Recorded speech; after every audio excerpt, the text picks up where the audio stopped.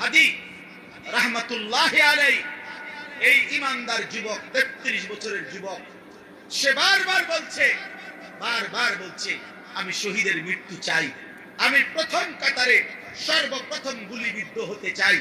সে বলেছে সে দেশের জন্য আমি আমার শেষ রক্তটুকু দিতে চাই।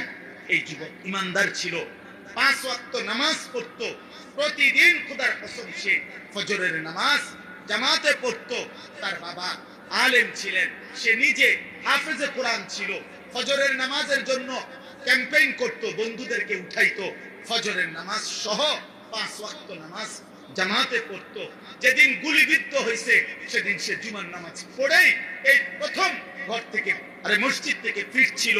তো এরপরে গুলিবিদ্ধ হয়েছে। আমার বন্ধু, এই যুবক আল্লাহর কোরআন পড়তে পারতো বিশুদ্ধ, রাসূলের হাদিস পড়তে পারতো বিশুদ্ধ, তার মা পর্দানশীল।